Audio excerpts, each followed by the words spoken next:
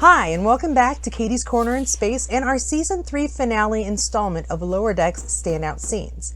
Let me just start with, I know I say often, it is really difficult to pick out a top scene, but in a finale, especially a well-done one full of answers and great character moments, well, let's just say the finale was just fantastic, more than I was expecting, and as always, just great fun.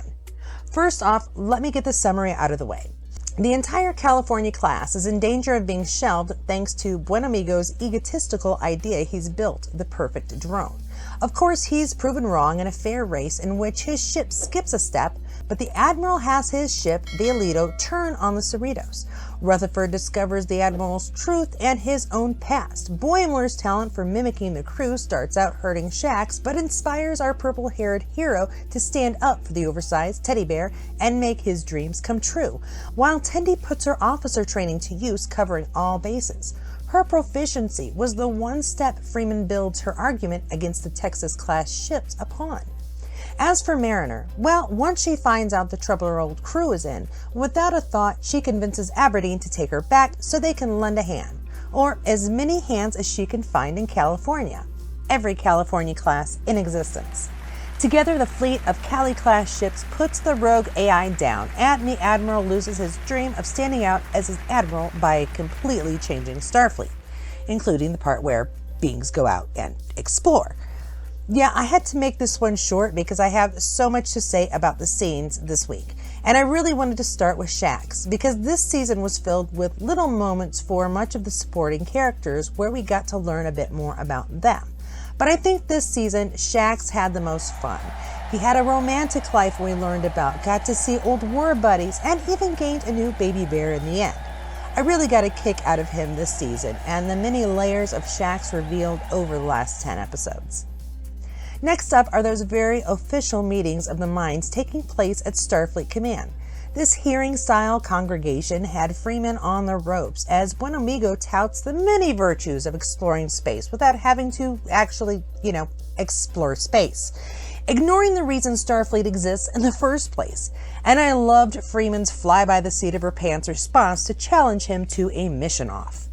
The scenes following were fantastic as well, but only because the entire thing proved interaction with live beings was so important, as even our crew skips the niceties when delivering supplies or information or entire freaking buildings which appear from nowhere. I'm thinking a person to actually say howdy and explain is a perk Starfleet shouldn't be trying to lose.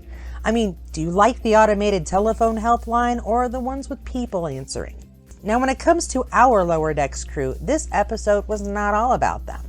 This episode was all about the Cerritos and her place in the fleet. So while Boimler was worried about hurting Shax's feelings and Tendi was putting her best foot forward, and while Rutherford finds his own truth, literally, it's the entire Cerritos ensemble, complete with Mariner's return, working together and collectively hoping to save themselves, who stood out as a character this final episode. And that felt exactly as it should be. But we did have some really great reveals this week as well.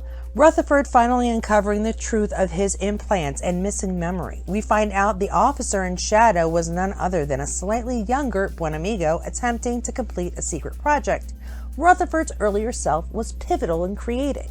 His code, his problematic code, is the entire reason the Texas class is possible. And Buenamigo is the freaking bad guy. I mean, what is it with these people in power deciding they have to stay relevant? It's not Instagram, it's freaking Starfleet. Yeesh. I get so disappointed in moments like that. I suppose it's one of the more real moments in a sci-fi cartoon one could have. A powerful person thinking to themselves, I just need a little more. But the really fantastic reveal of the entire episode, if not the series, is the reveal of Picard as the benefactor sponsoring all of Aberdeen's not-so-legal liberations of historically relevant items. Admiral Picard? Anyone else notice they seem to be regularly Ferengi? Hints for next season? Anyways, I loved it. Of course, like Chakotay, Picard is famously interested in archaeology. I can't quite say this sentence, but we're going to try it again. Of course, like Chakotay, Picard is famously interested in archaeology and relics of the past. Out of all the reveals, that one made the most sense and gave us one of the final crossover promises. One final, not quite crossover involving Admiral Picard, which was not as cool as Sulu showing up, but it was pretty darn cool. But without question, the very top scene of the entire episode was based in California. Every damn California one could possibly involve in a fleet of Californias, and it was unbelievable. Each one warping in to assist the Cerritos, each crew hailing to let them know they were there and ready to join the battle. Even apparently one drawn from what I assume was a parallel dimension, but I digress.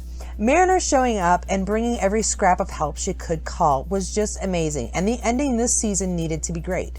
So many of us could not believe the ending last week, but this was an amazing way to bring the turmoil among the crew to a conclusion, with gratitude and forgiveness abounds. Oh, and firepower. Lots and lots of firepower. The combined crews and the joy of the celebration after was just an amazing and unusually cheery way to end the season, which I appreciated, but still feels very strange in a Trek show. I'm used to the cliffhangers and unanswered questions. So while I'm glad to have so many answers, I'm looking forward to a new season of questions in Season 4. Possibly something about OS8 Section 31. In all, I found Season 3 of Lower Decks to be full of adventure, mystery, romance, laughs, and most of all, great stories among great friends. And if you'd like to look back at my thoughts on the season or clips, here is a playlist of each video and clip created here, and I'll see you there.